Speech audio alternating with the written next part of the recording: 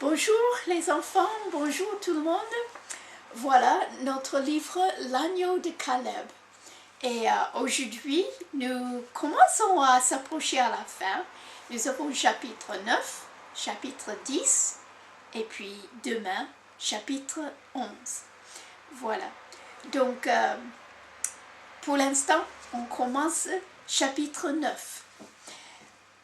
Vous vous rappelez que Moïse avait été envoyé par Dieu pour dire à Pharaon, « Laisse aller mon peuple ». Mais Pharaon ne veut pas reconnaître Dieu et il reste têtu jusqu'à maintenant. Voilà, chapitre 9. Le père de Caleb avait raison. Il y avait tant de dureté dans le cœur de Pharaon que, malgré la souffrance de son propre peuple, sa fierté l'empêchait de céder au commandement donné par Dieu. Peu de temps après la mort de tant d'animaux, Dieu envoya des ulcères sur les Égyptiens. Même les magiciens de Pharaon en étaient couverts, mais ils n'acceptèrent pas d'y voir l'action de Dieu.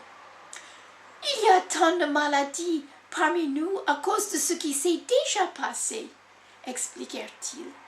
C'est ce qui a provoqué les ulcères. Alors, Pharaon renvoya Moïse et Aaron et ne voulait plus rien avoir à faire avec eux. L'hiver était venu. Caleb était heureux d'être chez lui le soir. Il se rappelait trop bien les heures froides et sombres qu'il avait passées dehors les années précédentes. Cela faisait du bien de pouvoir dormir sur un matelas avec ses parents et ses sœurs, les pieds à quelques centimètres de distance de la pierre encore chaude de l'âtre située au milieu de la pièce. Au début, la fumée de feu qui ne s'échappait que lentement par les quelques trous au-dessus de la porte avait fait larmoyer ses yeux. Mais peu à peu, il s'était endurci face à cette incommodité. Dehors, dans l'air vif du matin, dès le lever du soleil, l'air froid dissipait la fumée et séchait les larmes. N'ayant plus rien pour se protéger contre les rafales de vent, à part une veste en peau de chèvre et une couverture sur les épaules, Caleb languissait de retrouver la petite maison chaude, bien qu'il y toussait, cracha et eut des difficultés à respirer. Chaque soir, quand même, il rentrait chez lui, même s'il avait été gelé pendant la journée dehors. Mais Isaac, ayant une fourrure très épaisse, Caleb y enfouissait les doigts pour profiter de la chaleur de l'agneau en profondeur sous sa laine. Heureusement qu'Isaac avait maintenant cet épais manteau de laine parce qu'il n'était plus autorisé à dormir dans la maison. Il était devenu très ennuyeux. Il rentrait toujours en courant dans les maisons des voisins, fourrait son nez dans ce qui ne le regardait pas, et cela le rendait parfois très impopulaire. Il avait cassé des cruches et des plats, volé du pain et du lait, mangé l'herbe sèche apportée à la maison pour allumer le feu, fait des trous dans les matelas en les mordillant. Il s'était battu avec l'âne. Il avait été vraiment désagréable. Il n'était plus un petit agneau. Il était presque aussi grand que les plus vieux béliers et ses cornes étaient déjà aussi longues que ses oreilles. Elles étaient bien faites, gracieusement enroulées vers l'arrière. Le jour où Isaac avait rendu l'âne boiteux, après l'avoir cogné de sa tête dure, la mère de Caleb s'était plainte.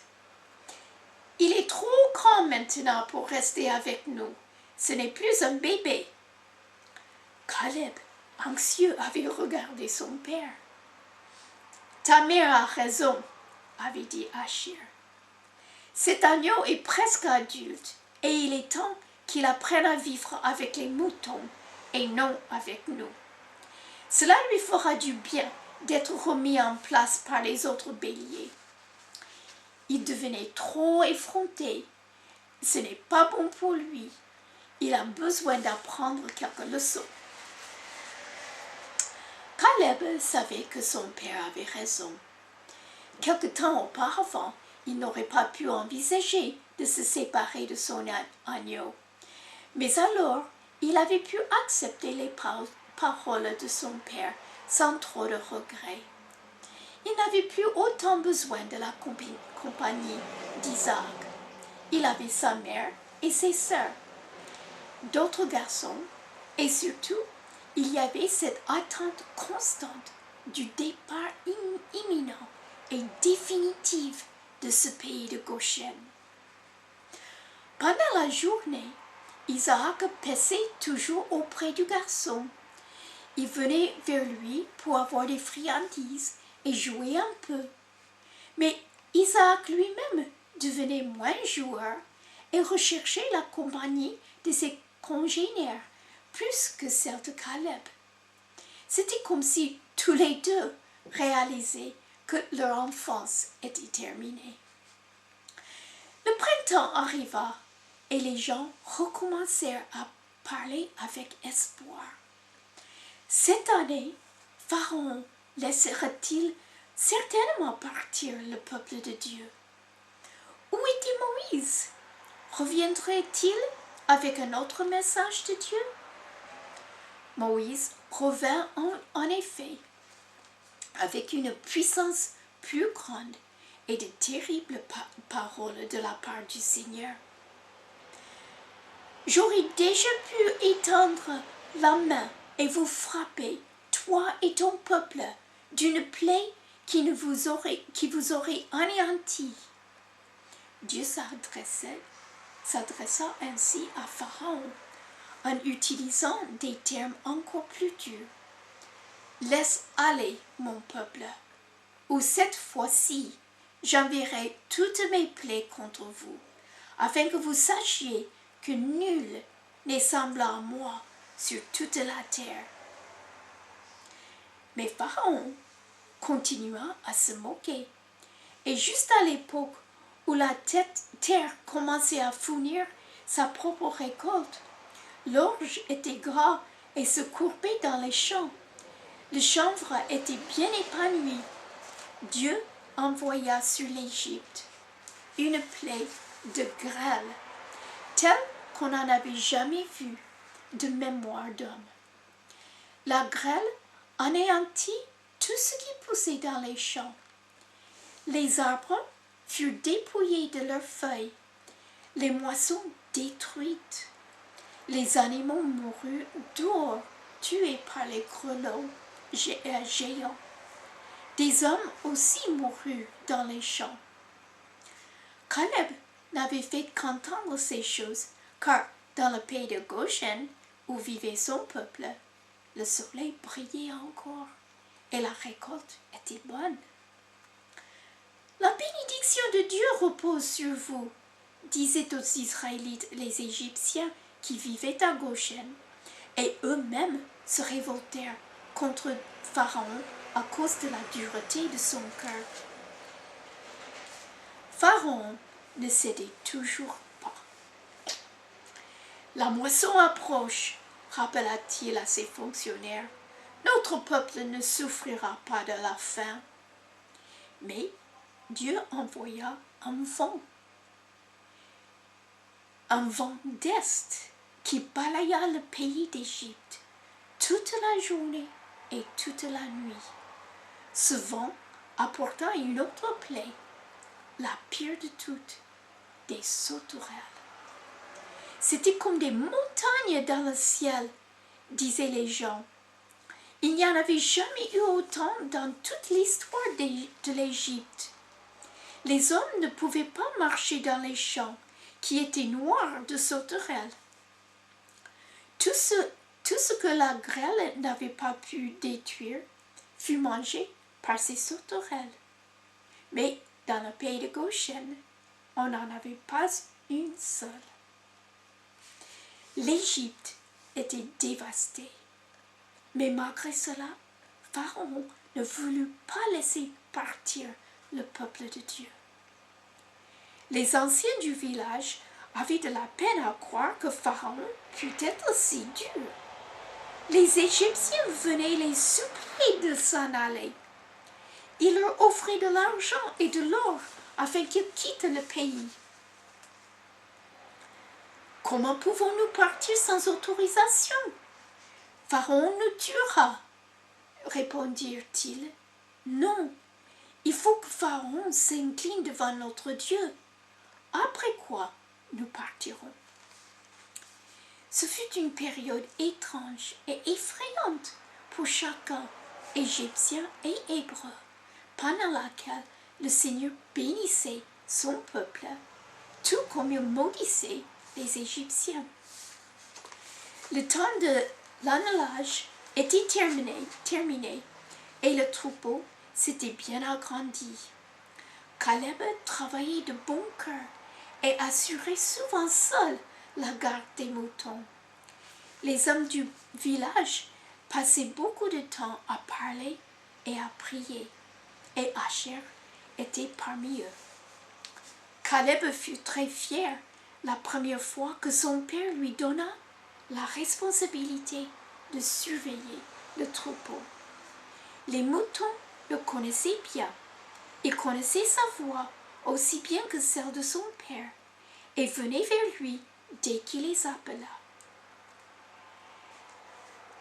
C'était intéressant d'être responsable, de choisir le lieu où les conduire, de trouver le meilleur pâturage, s'assurer en les comptant que tous les moutons étaient dans la bergerie à la tombée de la nuit et qu'aucun d'eux n'était blessé ou malade.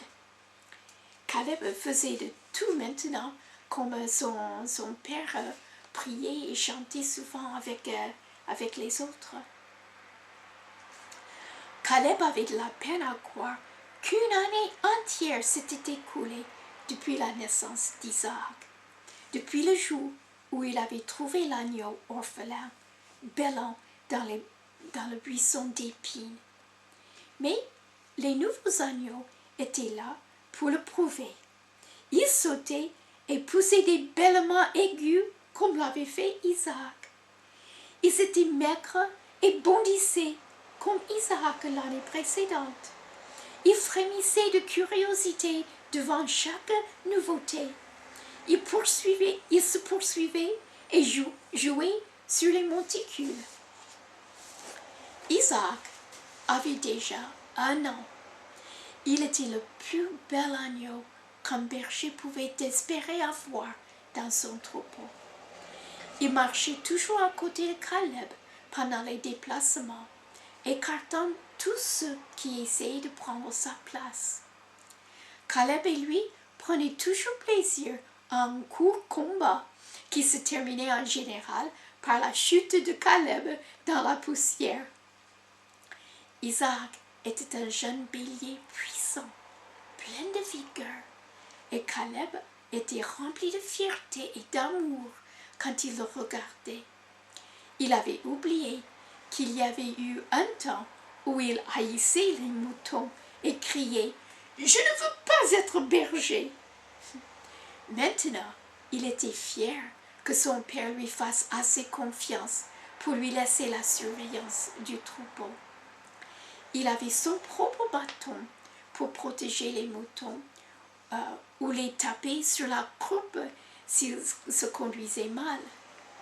En marchant, regardant de temps en temps en arrière pour s'assurer que les moutons le suivaient bien, il se voyait lui-même comme son père, ferme, fort et capable.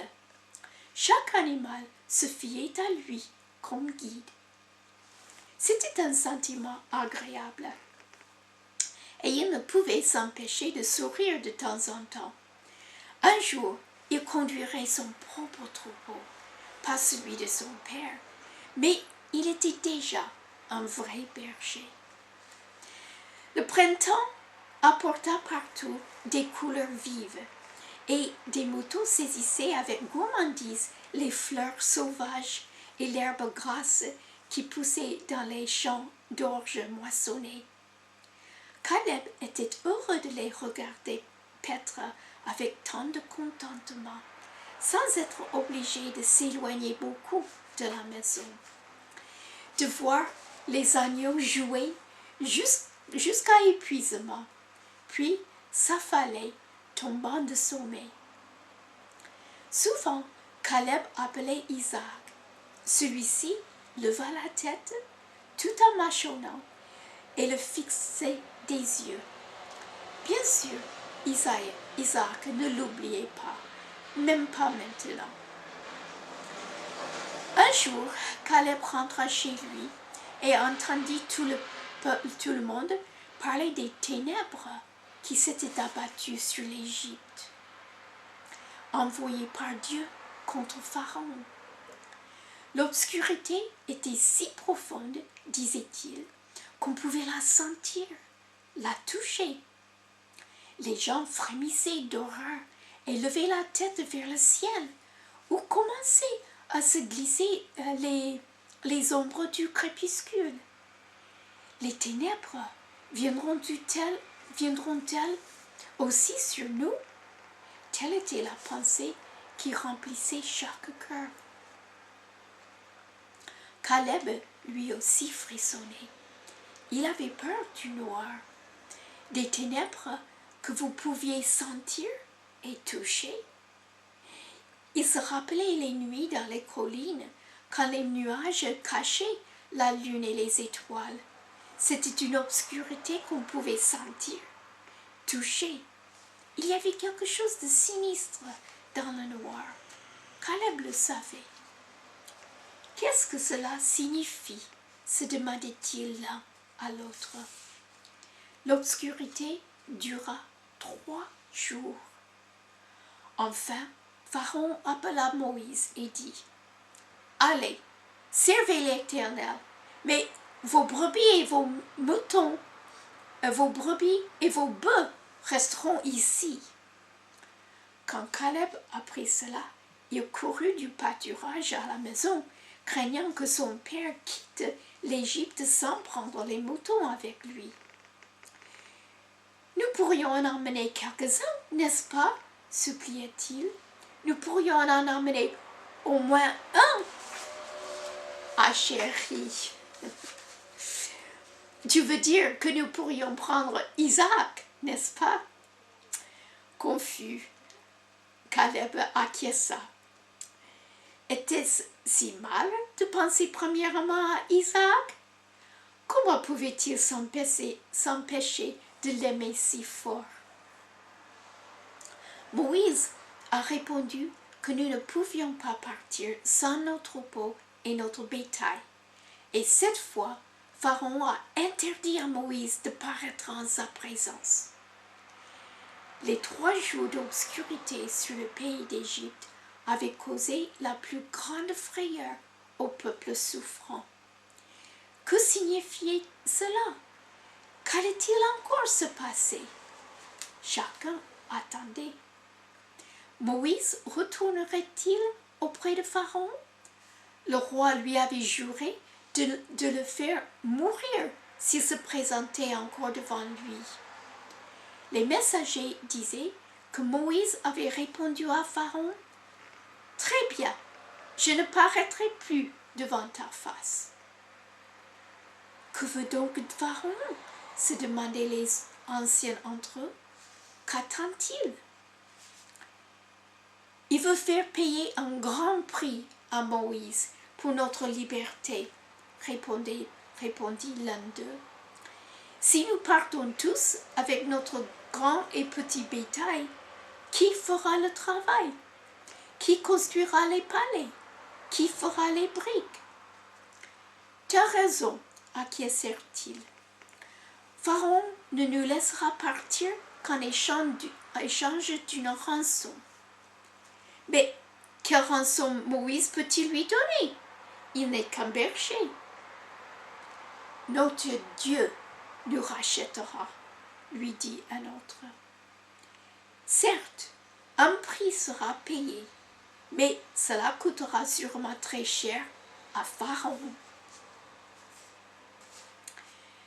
Voilà, chapitre 10. Le Seigneur dit à Moïse, parle au peuple d'Israël. La nouvelle, relatant l'épisode des ténèbres, était à peine parvenue jusqu'à l'endroit où vivait Caleb, que des messagers arrivèrent encore, des envoyés spéciaux cette fois. Ils n'apportaient ni rumeur, ni oui-dire, ni opinion personnelle, mais un message du Seigneur Dieu pour chaque Israélite. Tous les hommes furent convoqués et Caleb resta avec les moutons.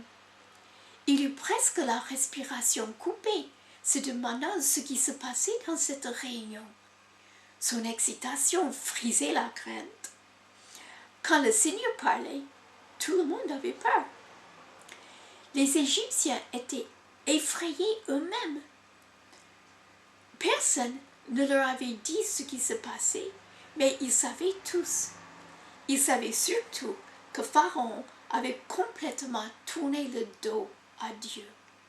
Ce Dieu qui s'était sans cesse montré plus puissant qu'aucun de leurs propres dieux. Comment pouvait-il échapper à la mort en agissant ainsi? La réunion se poursuivit jusque dans la nuit. Ce fut une nuit étrange, où rares furent ceux qui dormaient, et pourtant une nuit silencieuse, car tous étaient trop troublés ou effrayés pour parler. Même les chiens n'aboyaient pas cette nuit-là, comme si eux aussi sentaient le poids des paroles de Moïse que les messagers avaient rapportées au peuple. Asher rentra enfin à la maison et une lueur particulière brillait dans ses yeux quand, par des mots soigneusement choisis, il partagea avec la famille le message qui était venu de Dieu lui-même. Sa femme dut l'encourager à parler. Toute sa vie, Caleb se souviendrait de cette nuit, plus que des nuits et des jours qui suivraient. Nuit d'insomnie, jour où son cœur serait rempli de désespoir. Bien que cette époque fût terrible, et surtout cette dernière nuit qu'ils passèrent à Goshen, celle-ci particulièrement devait rester ancrée dans la mémoire de Caleb jusqu'à la fin de sa vie. Cette nuit où son père rentra avec un aspect différent, on aurait dit un étranger, comme s'il avait été d'une façon ou d'une autre touché par la présence de Dieu. Finalement, Asher prit la parole, regardant d'abord sa femme, puis Caleb et les deux filles presque endormies, appuyées contre leur mère. Tous les visages étaient sombres, et la faible lueur de la lampe à l'huile au milieu d'eux leur jetait des ombres. Ce soir, chacun de nous commence une vie nouvelle. C'est le début d'une nouvelle année, le premier mois, le premier jour de ce mois. Ainsi parle le Seigneur. Parle mon mari, dit sa femme pour l'encourager en lui saisissant la main. Caleb ne comprenait pas pourquoi son père avait ainsi besoin d'un encouragement. Les nouvelles étaient sûrement bonnes. N'avait-il pas attendu ce jour pendant de nombreuses générations?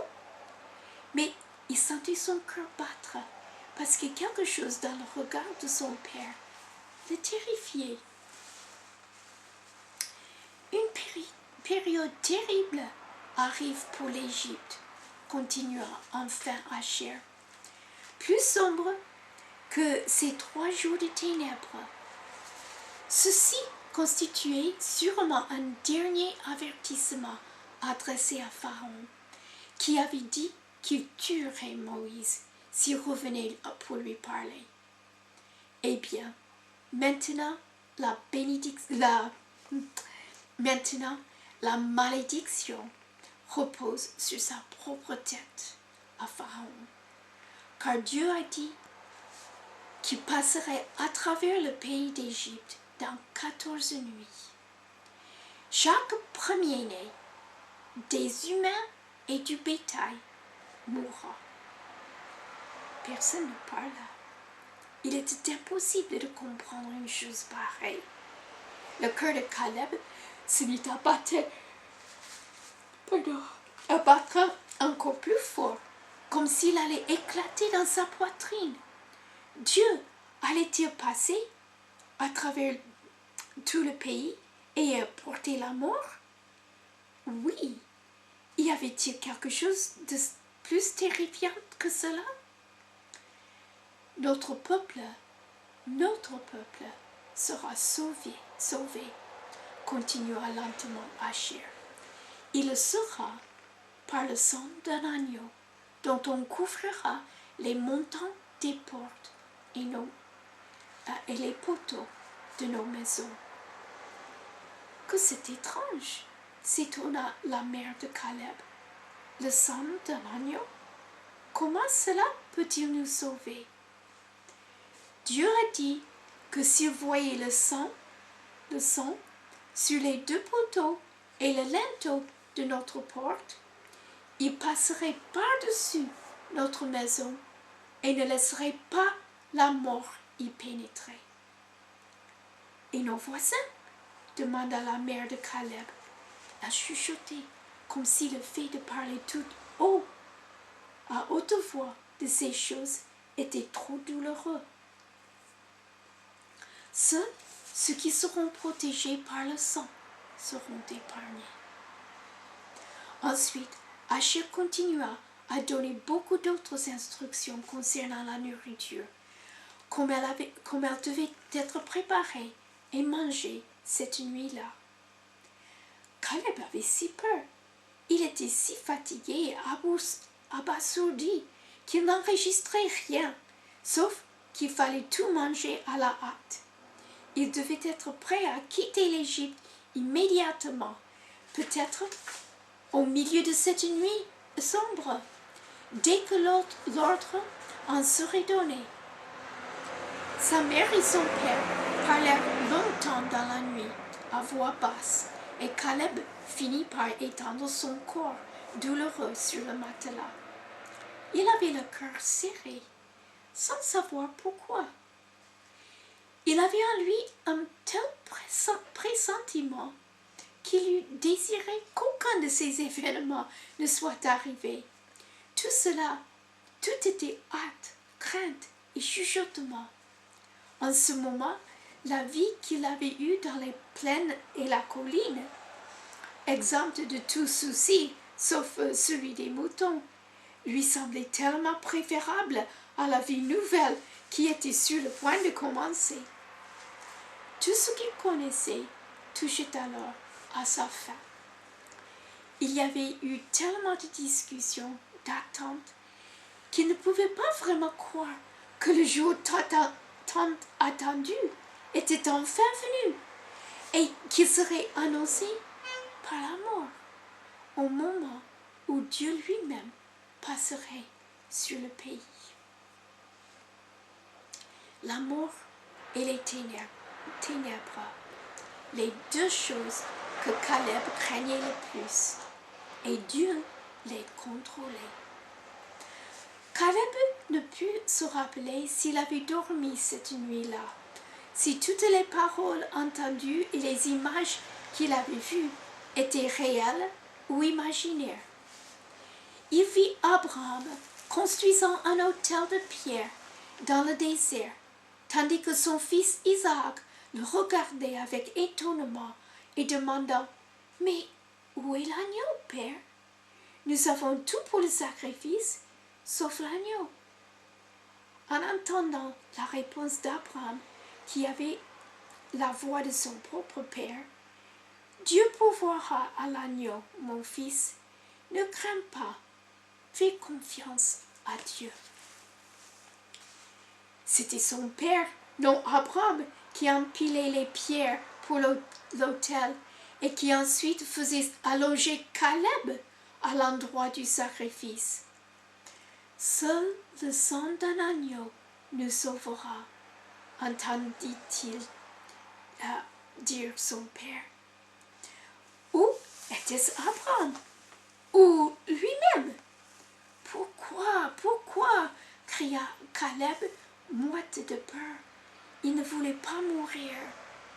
Puis il vit le visage de sa mère. Celle-ci le rassurait. Il s'était donc peut-être endormi et c'était seulement des rêves qui le terrifiaient. Dieu ordonna à Moïse de dire au peuple: le 10e jour de ce mois, chaque homme devra prendre un agneau pour sa famille, un par foyer. Les animaux que vous choisirez devront être des mâles âgés d'1 an, sans défaut. Alors les hommes du village se précipitèrent vers le père de Caleb et vers tous les autres qui possédaient des moutons ou des chèvres. Il leur fallait un agneau ou un chevreau. Et s'il n'y en avait pas assez pour tous, que se passerait-il? À côté de la bergerie, il y eut beaucoup de disputes à mesure que la colère montait. Certains choisissaient des animaux dont l'apparence leur plaisait et découvraient que c'étaient des femelles, ou qu'ils étaient trop vieux ou avaient un défaut. Quoi qu'on leur donnât, ils se disputaient avec les bergers. Chacun voulait le meilleur. Caleb se tenait à la porte de la bergerie, faisant sortir chaque agneau d'1 an quand on l'appelait. Chacun était saisi par les mains avides qui l'entraînaient. L'agneau se débattait, terrifié, trop effrayé pour crier, ne comprenant pas ce qui se passait. Et pourtant, chacun savait que c'était quelque chose de mauvais. Pourquoi doit-il en être ainsi? Demanda Caleb à son père. Comment le sang d'un agneau peut-il nous sauver de la mort? Asher n'avait pas de réponse valable à lui donner. Les voies de Dieu sont plus élevées que nos pensées, mon fils. Peut-être en saisirons-nous un jour la signification. Ce doit être quelque chose de très spécial parce qu'on nous a dit de nous souvenir au moment qui va venir et de le célébrer chaque année à perpétuité. À perpétuité? Caleb ne pouvait pas s'imaginer ce qu'était l'éternité. Dieu était le seul éternel qu'il connut. Pouvait-on célébrer un jour particulier et s'en souvenir aussi longtemps que cela? L'agneau Isaac était si blanc et beau que tous les hommes, sans exception, dès qu'ils posaient les yeux sur lui, criaient « Je prends celui-là !» Bien qu'Asher secouait la tête, toujours à nouveau, il se disputait, suppliant et se mettant en colère contre lui, tandis que l'indignation brûlait dans le cœur de Caleb. « Tu veux garder celui-là pour toi, n'est-ce pas ?» il raillait Asher.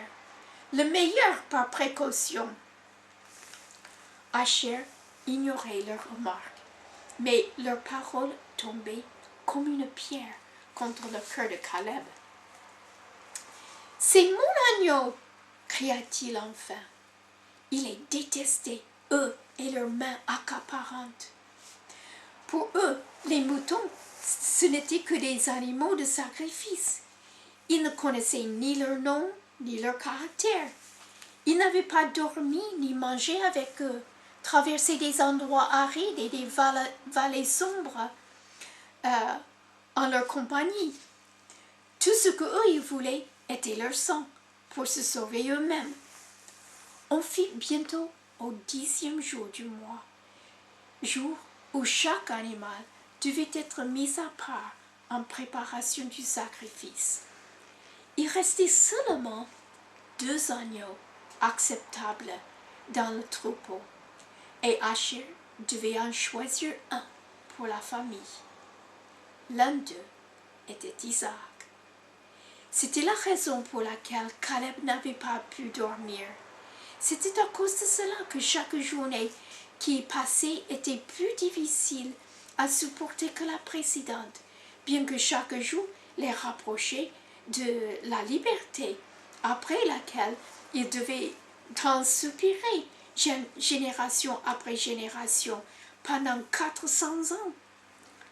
Dans 4 nuits, la mort frapperait partout en Égypte, de la famille de Pharaon jusqu'à celle de l'esclave le plus humble. Et quand Caleb regarde fixement son agneau, qui le fixait à son tour depuis la bergerie, si élégant avec ses cornes recourbées et sa tête haute, il sentait son cœur se recroqueviller au-dedans de lui. Nous verrons le dernier chapitre, une autre fois, demain, Dieu voulant. Au revoir tout le monde.